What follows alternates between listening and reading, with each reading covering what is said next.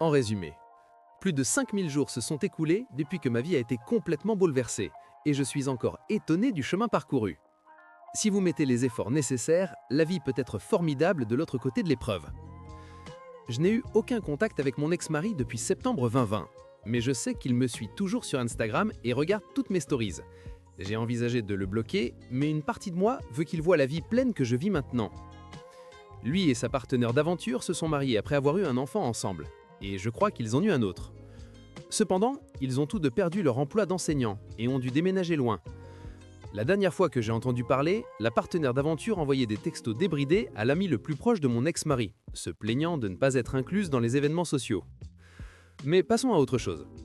La dernière fois que nous avons laissé les choses en plan, j'avais déménagé dans une nouvelle ville, Richmond, Virginie, ce qui a été la meilleure décision pour moi-même. Le changement de paysage et le fait de vivre dans une ville vibrante avec des commodités accessibles à pied ont été bénéfiques pour ma santé mentale, tout comme a été la thérapie. J'ai acheté une maison ici il y a quelques années et je m'y suis vraiment installé. Puis, j'ai eu mon chiot, un corgi nommé Bilbo Baggins, qui est le véritable amour de ma vie. Il me procure tant de joie et nous avons une grande routine qui consiste à aller au parc pour chien local avec un bar. Je n'ai pas l'intention d'avoir d'enfant, donc il est en quelque sorte mon fils. Tout n'a pas été parfait. Mon père est décédé, ma meilleure amie a déménagé à l'autre bout du pays et je n'ai pas beaucoup fréquenté ces dernières années. Sortir n'a pas été une priorité, et bien que mes amis me disent que je suis trop difficile, je sais que cela en vaut la peine d'attendre la bonne personne après avoir été marié avec quelqu'un qui pouvait m'aimer mais ne m'aimait pas. Bien que je sois célibataire, ma vie est pleine et occupée. Pour mon prochain anniversaire, je serai à Paris pour voir Lady Gaga en concert. Cette année seulement, j'ai voyagé pour voir d'incroyables spectacles en direct. Sabrina Carpenter à Amsterdam, Taylor Swift à Lyon, Bruce Springsteen à Édimbourg et Noah Kahan à Fenway Park. J'ai également visité le parc national de Katmai pour observer les ours bruns et je fais partie d'un groupe de donjons et dragons. Je suis entouré d'une merveilleuse communauté de personnes que j'aime. Je ne serais pas dans ce bon état d'esprit mental si je n'étais pas allé en thérapie pour comprendre pourquoi je m'étais installé avec mon ex-mari en premier lieu. Dans un exemple révélateur, en planifiant notre lune de miel en Nouvelle-Zélande, j'ai dû tout planifier, même si c'était son choix de destination. Il a refusé de conduire, nous avons donc dû prendre un circuit guidé à des dates précises. Il a feint d'être incapable de prendre un jour de congé jusqu'à ce que je sois en larmes, le suppliant de demander à son patron, seulement pour admettre qu'il avait toujours le jour libre, mais voulait s'assurer que je mettais mon énergie à réserver de bons vols. J'ai dû déballer beaucoup de choses en thérapie pour comprendre pourquoi j'avais épousé quelqu'un comme lui. Mais je suis gratifié d'avoir fait ce travail, car cela m'a permis de me construire une vie épanouissante pour moi-même. Ce qui s'est passé m'a mené à une existence plus heureuse que celle que je vivais, malgré la douleur de l'expérience. Si vous traversez quelque chose de terrible, d'injuste et de bouleversant, sachez que ce n'est pas fini. Il m'a fallu beaucoup d'efforts pour sortir de cet endroit sombre. Il y a eu des moments où j'ai reculé, mais en me concentrant sur l'avenir et en me découvrant, j'ai fini par émerger de l'autre côté. Et je crois que vous le pouvez.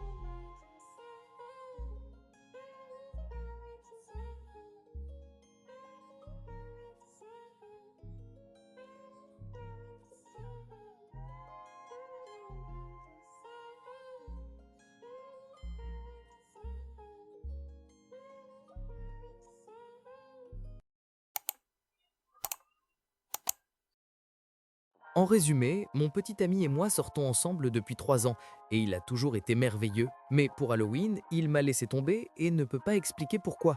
Je veux lui pardonner, mais je suis encore tellement bouleversé. Nous avions tous les deux des événements différents à faire d'abord, mais nous avions convenu de nous retrouver plus tard dans une boîte de nuit, ce dont nous avions discuté toute la semaine. Je savais qu'il était avec des amis, alors je lui ai dit qu'il pouvait les inviter, mais que, quel que soit ce que ses amis faisaient, nous allions sortir. J'ai envoyé un message texte vers 9 h du soir pour dire que j'étais prête et il a répondu qu'il allait chercher ses amis et qu'il me retrouverait au club. Je lui ai dit que j'avais une marche de 20 minutes pour y arriver, donc il devait me prévenir quand il partait. Il était presque minuit quand il m'a envoyé un message pour me dire qu'il était enfin en route. À ce moment-là, je serais arrivé vers minuit et je ne me sentais pas à l'aise de marcher dans le centre-ville si tard. De plus, lui et ses amis n'ont même pas réussi à entrer parce que les files d'attente étaient trop longues. Alors, en gros, j'ai passé des heures à me maquiller minutieusement et à m'habiller pour finalement être laissé tomber par mon propre petit ami. Ce qui a rendu les choses encore pires, c'est que le lendemain était le Dia de los Muertos, le jour des morts, pour célébrer les défunts, ce qui était vraiment important pour moi en tant que latine, et je venais de perdre mon grand-père. Mon petit ami était censé m'aider à installer le sanctuaire de mon grand-père et à préparer de la nourriture, mais il a complètement oublié. Il est venu avec des cadeaux pour s'excuser, mais sa seule explication était « Je suis désolé, je ne sais pas ce qui s'est passé ». Lorsque je lui ai demandé s'il pensait que c'était acceptable pour une femme de marcher seule dans le centre-ville si tard, il a menti et a dit qu'il m'aurait pris un Uber, mais nulle part dans ses messages il ne le mentionnait. Il a aussi essayé de faire passer ça pour une erreur de communication, alors que c'était vraiment un manque de communication de sa part. Je lui ai dit que j'avais besoin d'espace et que je l'envoyais chez lui. Plus tard, lorsqu'il s'est excusé à nouveau, il a continué à dire que penser à ce qu'il avait fait le rendait bouleversé et malade. Normalement, j'apprécie quand il exprime ses sentiments, mais je lui ai dit que dans ce cas, je ne me souciais vraiment pas de ce qu'il ressentait parce que j'étais celle qui avait été lésée et bouleversée. Je ne sais pas si j'ai été trop dur, mais honnêtement, je ne comprends vraiment pas comment le fait qu'il se sentait nauséeux était censé m'aider à me sentir mieux. Après l'avoir un peu poussé, il a dit qu'il était émotionnellement déconnecté à cause du stress de son programme de doctorat et qu'il oubliait facilement les choses lorsqu'elles n'étaient pas devant lui. Je ne sais pas vraiment quoi penser de cela. Il a toujours été attentionné et gentil jusqu'à présent, surtout quand mon grand-père est décédé. Je ne pense pas qu'il me trompe, ce qui est toujours possible, je sais, mais tromper quelqu'un est l'une de ses plus grandes peurs, donc je doute que ce soit le cas. Toute cette situation ne lui ressemble pas, mais son explication me semble faible, et je ne sais pas comment avancer. Je veux lui pardonner, mais je me sens aussi vraiment blessé et déçu. Comment géreriez-vous quelque chose comme ça? Devrais-je essayer de lui parler à nouveau ou lui donner plus d'espace? Bonjour Reddit. Comme le dit le titre, moi, une femme de 31 ans, je veux divorcer de mon mari, un homme de 32 ans. Mais j'ai peur d'agir trop vite. Pour le contexte, nous sommes ensemble depuis 12 ans, mariés depuis 3. Il a toujours eu un fort tempérament. Et franchement, mes parents n'ont jamais totalement approuvé notre relation à cause de ça.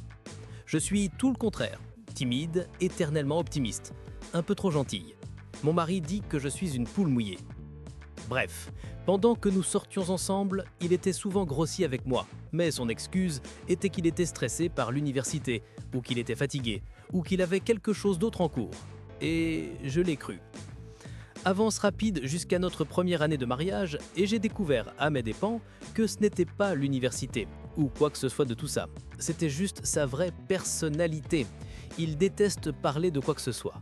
Nous ne parlons jamais d'argent, ce qui est scandaleux pour moi parce que nous sommes mariés. Je ne peux pas lui parler des drames familiaux parce que ça l'ennuie. Je ne peux pas parler de mes sentiments parce qu'il se met en colère, m'insulte et s'en va. Il est maintenant non seulement grossier envers moi, mais aussi envers mes parents.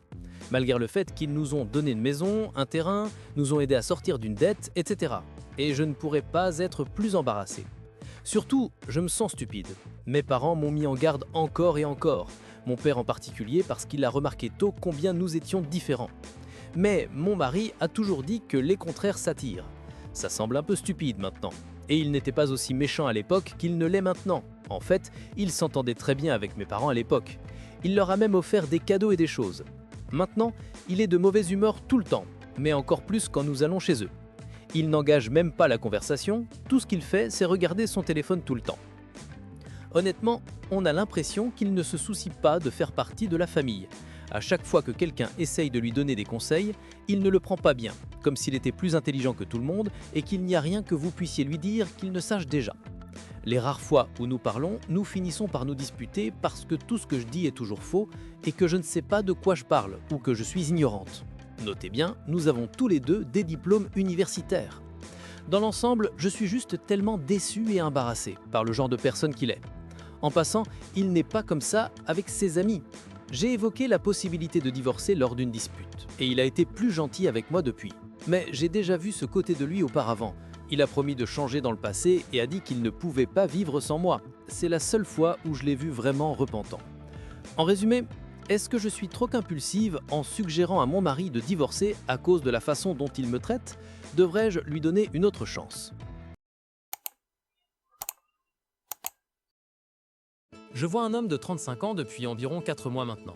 Il est divorcé et a une jeune fille. Lorsque nous avons commencé à parler, il m'a dit que son mariage s'était terminé à cause des accusations de son ex-femme prétendant qu'elle était narcissique.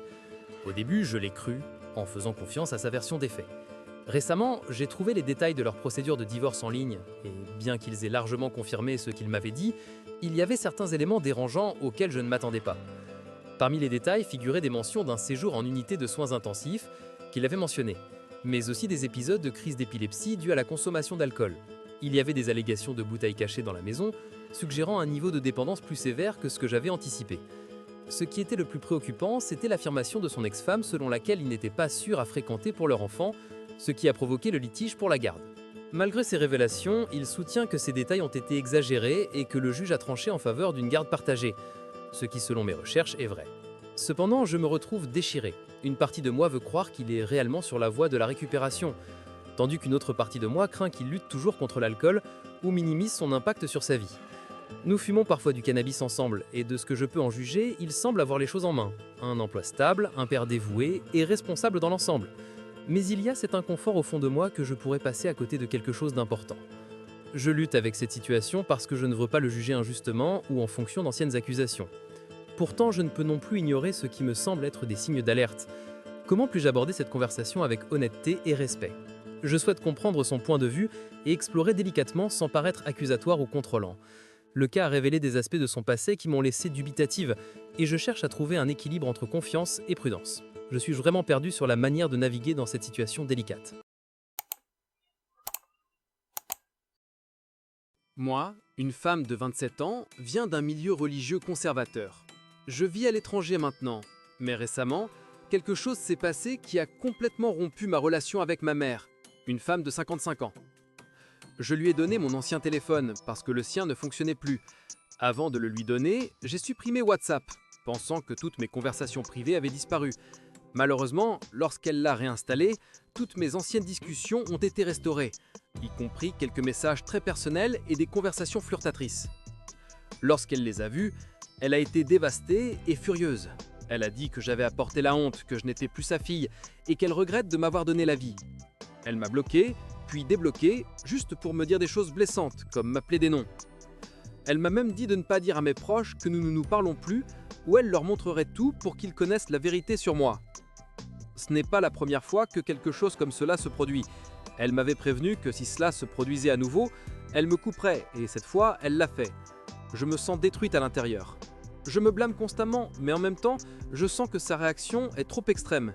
Je sais que ce que j'ai fait n'est pas acceptable à ses yeux, mais cela me fait mal de perdre ma mère comme cela. Je suis loin de chez moi, je me sens honteuse et vide, et je ne sais pas comment avancer. Pour contexte, ces messages concernaient ma vie sexuelle active, donc elle souffre de savoir que je suis sexuellement active. En résumé, ma mère, une femme de 55 ans, a découvert des parties de ma vie privée qui vont à l'encontre de notre background religieux, se sont profondément trahis et refusent de me pardonner. Moi, une femme de 27 ans, je l'aime, mais je ne sais pas si je dois essayer de la contacter à nouveau ou la laisser partir. Presque à chaque fois que je sors de la maison, mon copain dit quelque chose comme « Amuse-toi bien pendant ton rendez-vous ». Parfois, il me l'enverra même par SMS après mon départ. Il n'y a absolument aucune raison pour qu'il pense que je verrai quelqu'un d'autre. Rien ne s'est jamais produit qui aurait pu le rendre soupçonneux. Il dit juste ces choses de nulle part. Je trouve cela vraiment irrespectueux et dégoûtant. Je n'ai jamais trompé, je ne lui ai jamais donné de raison de douter de moi, et je n'ai même personne d'autre dans ma vie avec qui je pourrais sortir. Nous avons vécu ensemble presque toute l'année où nous sommes sortis ensemble. Il ne disait pas des choses comme ça avant, mais maintenant il fait constamment des commentaires passifs-agressifs si je suis sur mon téléphone. Comme « Si tu veux parler à quelqu'un d'autre, fais-le, tu n'as pas à cacher que tu parles à un autre gars ». Je lui ai dit de nombreuses fois à quel point ses commentaires sont offensants et nuisibles, mais il s'en fiche. Il semble vraiment croire que ce qu'il fait est sans danger. Je sens mon respect pour lui s'effriter à chaque fois qu'il le fait. Je suis honnêtement à un point où, si nous ne vivions pas ensemble, je me serais déjà séparé de lui. Malheureusement, il ne sera pas facile de se séparer de lui en ce moment ou pendant un certain temps pour des raisons financières. Comment puis-je gérer ce comportement quand il refuse de le prendre au sérieux? De plus, comment puis-je articuler la raison pour laquelle cela semble si dégoûtant? Je cherche les mots. En résumé, mon copain continue à faire des commentaires sarcastiques comme « Amuse-toi bien pendant ton rendez-vous » à chaque fois que je sors de la maison, même si je ne lui ai jamais donné de raison de me faire confiance. Je lui ai dit que c'était irrespectueux, mais il ne s'arrête pas. Que dois-je faire?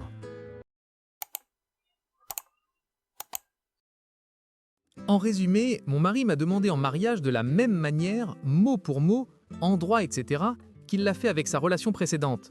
Comment surmonter cela? J'ai 33 ans et je viens d'apprendre que mon mari, âgé de 35 ans avec qui je suis marié depuis 7 ans, m'a demandé en mariage exactement de la même façon qu'il l'a fait avec son ex-femme, le même jour, la veille de Noël, le même endroit exact et en utilisant le même discours. Heureusement, il n'a pas utilisé la même bague aussi. Il ne s'agit pas d'une situation où il n'était pas encore remis de son ex. Je pense vraiment que c'est juste un manque total d'originalité ou d'imagination. Je ne sais pas si je suis trop dramatique, mais je suis blessé et malade à cause de cela. J'ai pleuré sans arrêt. Je ne peux pas le regarder, ni même lui parler. Je lui ai rendu la bague et je lui ai dit de recommencer et de rendre cela spécial. Je voulais la mienne, mais honnêtement, si jamais il le fait, je ne sais pas si cela me ferait me sentir mieux. Comment puis-je dépasser cela? Ce n'est pas une raison pour laquelle je le quitterai, mais c'est quelque chose qui a définitivement blessé notre relation. Avez-vous des suggestions sur comment travailler à travers cela?